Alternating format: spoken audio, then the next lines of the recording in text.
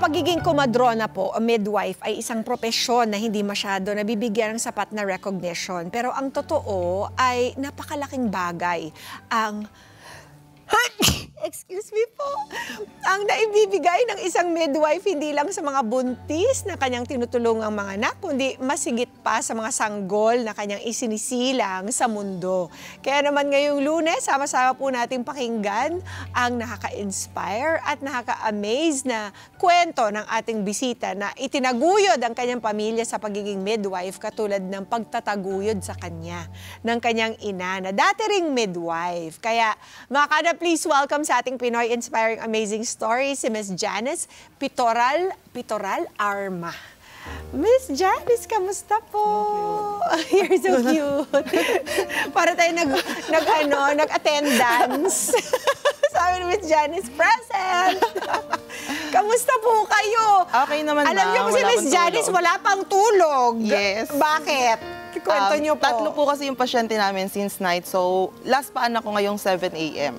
So, humabol ako. So, nakatatlo na kayo? Opo. Since last night? Opo. Grabe! Gaano ka-busy po ang buhay ng isang midwife? Hindi naman po pare-pareho. Oo. Minsan talaga ang busy, minsan naman pahinga ka rin. So, iba-iba din yung ano namin. Hindi mo alam kung kailan dadating si baby no? Minsan talaga yung pahinga, opo. So, pagkaganyang case po, Miss Janice, tatlo po dineliver nyo since last night. Yung iba po, hintay-hintay muna. Hindi naman. Dalawa po kami sa sa facility na nagpapanak. Okay. So, at saka yung mga nanganganak naman hindi naman po sila nanganganak ng same time. So, may nagle-labor, may nanganganak, gano'n. So, kung saan ka dun mas kailangan ako or malapit na dun po kami nagpapanak. So, lahat naman po yung nakamonitor. Oo. Pero, yung ganyan po, first time, do you have parang history with the mommies? Yes, family. Nagpapa-check up din sa inyo bago sila mga anak sa inyo? Yes po. Okay. Actually, may check-up po kami, may schedule ng check-up. Ang nag-check up po sa amin, OB. Yung OB po namin, siya rin po yung may-ari ng facility. So, before namin ma-handle ang patient, na-assess na ni doktora na low risk ang patient, pwede namin i-manage. Ay, hindi na siya nagpapaanak, kayo na? Apo, kami po ang nagpapaanak. Ayun. So, meron ng mga medical history Apo. ang mga pasyenteng itong mga mommies na to bago pa ninyo i-deliver ka ng mga Apo. anak. Okay. Meron yatang konting confusion between yung mga hilot at mga kumadrona. Paki-cite nga po yung difference, Miss Janice. Kami po kasing mga midwife, ang mga kamadrona, license po kami, nag-aral po talaga kami para well-experienced. Alam po namin mag-manage kung ano yung may mga complications sa pasyente. Alam namin i-detect kung kailan high risk ang patient or kailan namin kailangan i-refer ang patient. Unlike po sa mga hilot, ano lang po sila yung experience. Kung may mga emergency, hindi po nila kayang i-manage na kagaya po na nagagawa namin. So, lahat po ba ng nanganganak with a midwife, kailangan natural birth? Opo. Diba? Mostly po, opo. Hindi pwedeng mag-cesarean section hindi po, wala sa po talaga. lying-in clinics, Opo. di ba po? Pero nagkaroon na po kayo ng experience na parang you had to bring talaga a mom. Yes po. Hindi naman po kasi hospital. naiiwasan yung ganong case. Lalo na yung may mga coil na Hindi naman po, kasi minsan pag may mga cord coil, kahit po siya nakikita sa ultrasound, during labor, nakamonitor po kami niyan. So, kung habang nagle-labor siya, okay yung heartbeat ni baby, pwede po tayo mag-proceed hanggang mga nakang patient. Pero once na makakita kami ng problema, bumaba ang heartbeat ni baby, so yun yung isa-isa indication para mag-transfer kami sa hospital. Yun po. Ang tagal nyo na po itong ginagawa at ito po yung namanan nyo pa sa inyong mommy na how many years din po nag-midwife? Matagal po parang kasi dun sa amin, siya naman, nung before kasi, pwede magpaanak sa bahay. Okay. So, yun, dun siya nagpapaanak. So, yung halos lahat dun sa lugar namin, siya yung nagpapaanak. Okay. Tapos, ang tita ko, midwife din. Oh, wow. Ang pinsan ko, midwife din. So, ang tita ko po, matagal din siya nagtrabaho sa Saudi. Siya naman yung nagpaaral sa akin para maging midwife. Tapos, yung medyo ano din naman po, medyo mataas yung grades ko. Naging scholar din ako ng Midwifery Foundation of the Philippines nung panahon ko na yon. So, yun po, hanggang natuloy-tuloy ko na po yung profession ko. Ano po yung bakit po pinili nyo maging midwife, hindi po nurse, hindi po doktor? Ano po yung difference? Budget. Yes. Kasi yun po yung isa eh. Kasi ilang taon lang po yung, Opo, ang yung midwifery kurso. kasi 2 years, yung una namin 2 years lang eh. Tapos, once natapos mo na yung 2 years, magbo-board exam ka. Okay. So, pag nakapasa na yun, pwede ka na magtrabaho. Ang tagal kasi ng aral. Opo. Pero ngayon po, ma'am, ay na-complete ko naman na po yung 4-year course ko na midwifery. So, nagtrabaho muna ako and then, kinumplete ko na po siya. Natapos ko na yung bachelor degree ko. Wow, congrats! At 8 years nagtrabaho sa Saudi, bumalik dito sa Pinas. Bakit po? Siguro kasi ang isa kasi sa reason ko kung bakit ako nag-Saudi, yung mga kapatid ko, pag-aaralin ko. So, natapos na rin sila. Ayun. Iyak ako. Oo. Tapos, na ako noon 33. So, 32, wala pa akong anak. So, umuwi na ako kasi nandito na rin yung partner ko. Tapos, yun. Ayun. Para kayo naman, Oo. ang makapag-deliver ng anak. Oo, para ako naman. Kasi, parang... Nakakailan na kayong delivery ng baby, kayo pala wala pa. Oo, yun na nga po eh. Paanak ako ng paanak, pero ako, walang anak nung Mas time na yan. masakit po ba yung ganung pakiramdam na... Or doon nyo po china-channel yung longing ninyo na magkaroon ng baby? Actually, hindi naman. Kasi parang inisip ko bata, kaya pa? Yung Oo ganon. naman. So, yun. Parang hindi lang ako nawala ng pag-asa. Yun. Nabigyan naman ako ng isang anak. Ano po yung yung pinaka-joy or fulfillment ninyo sa pag-deliver ng katakot-takot na babies dito at sa Saudi? Marami po. Sobrang happy lang kasi lagi pag halimbawa nakakapagpaanak kami, safe ang mother and baby. Yes. Tapos yung happiness nung parents, relatives, family nila, yung sobrang saya nila, pati yung super thankful sila sa'yo. Sobrang sarap po nun sa pakiramdam. Yun. Isa Nakikita yun. nyo pa ba sila pagkatapos Yes. nyong i-deliver? Yan po yung vlog na ginagawa, na ginawa ni Miss Janice. Saan po ito mahahanap ulit? Na may 450,000 1.4 million followers sa YouTube. Sa YouTube, 400,000. Oo, nakita ko sa YouTube eh. Pero yung isa po sa Facebook, Facebook page, 1.4 million followers. kung saan pinapakita niya talaga yung pagde-deliver na ginagawa niya sa mga babies na at dun sa mga mami na pasyente niya. Paano niyo po sila napapapayag na Actually, ang kwento kasi niyan, sila din naman yung nag-encourage sa akin na, talaga? Oo, at first sabi nila, "Ma, mag-vlog ka," kasi halos lahat na nakikita ko sa mga lying-in, nagba-vlog. Sabi ko, ayoko, nahihiya ako. Ano pa yon, year 2022. Tapos bumalik ulit siya, sabi niya, "Ma, mag-vlog ka." Tapos yon, 2023, nag-start ako, parang sige nga, tatry ko. Nag-upload ako ng isang video sa YouTube. Yun, parang okay. So, nag-continue lang ako.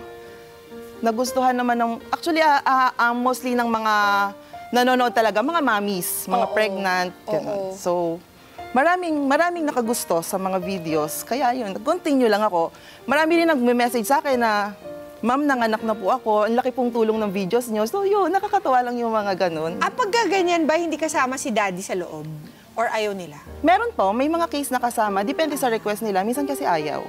Minsan gusto. So yung video nyo na, ang tatayong Apo. video na ng pamilya. Minsan nangihingi naman sila ng souvenir. Tapos minsan sila kinukuha na nila doon sa page kasi alam naman nila lalagay sa page.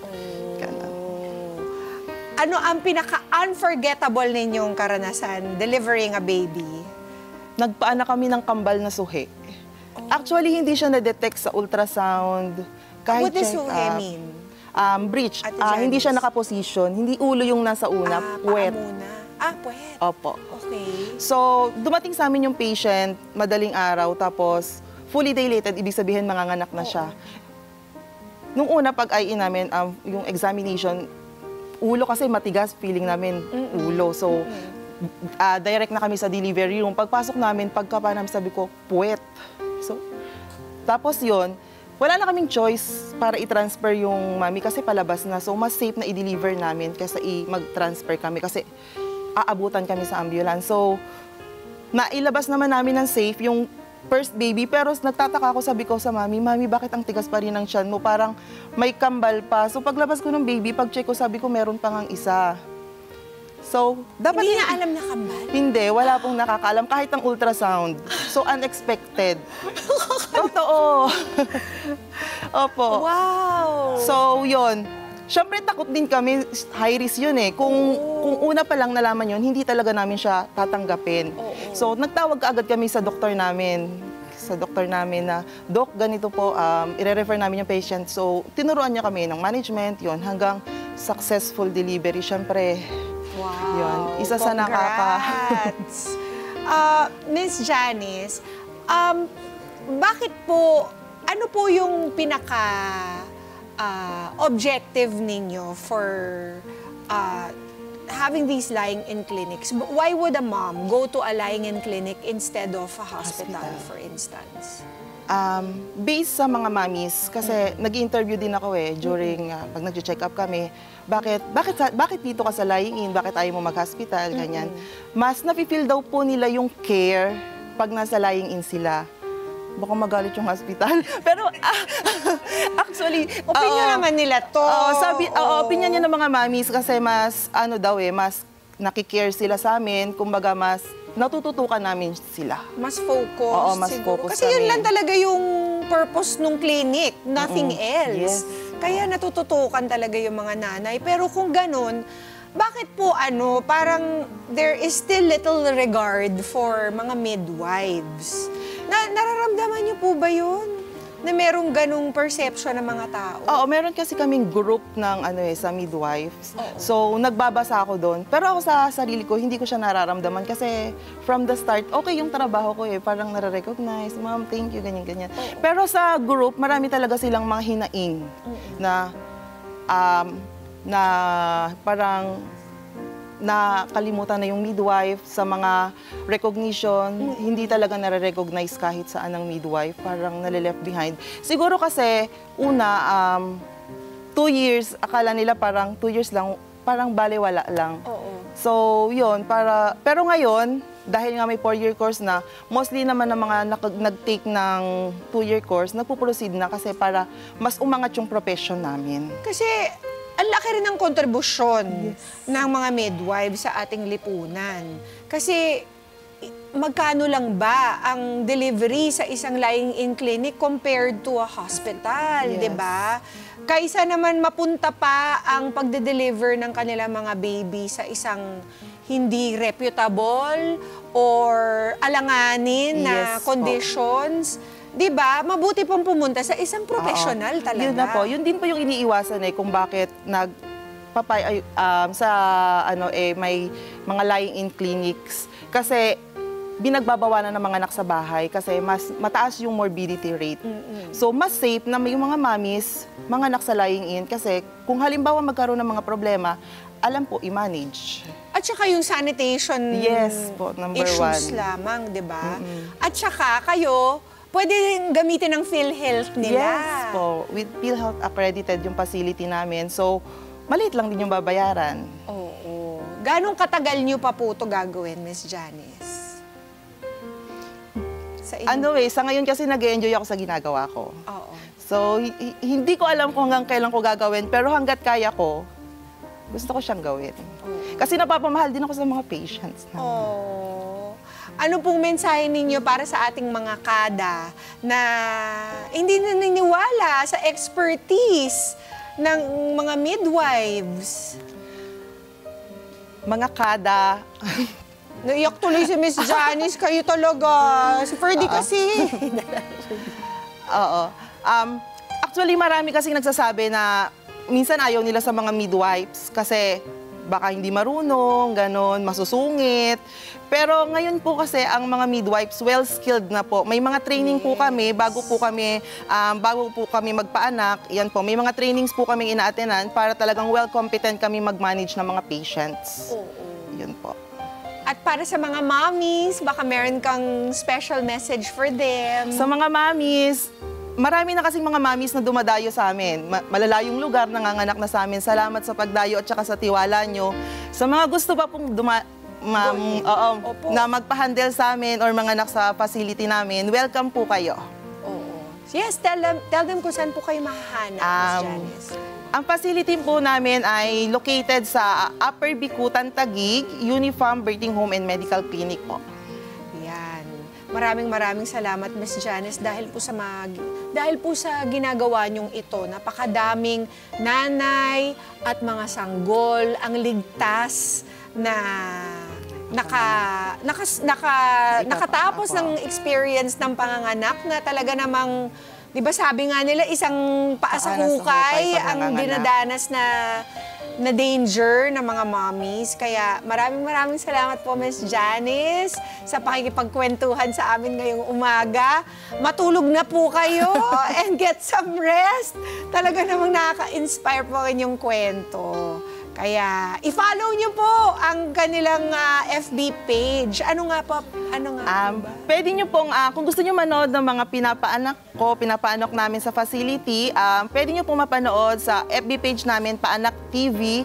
Meron din po kaming page, yung mismong clinic namin, Unifarm Birthing Home and Medical Clinic. Iyon. Thank you, Miss Janice.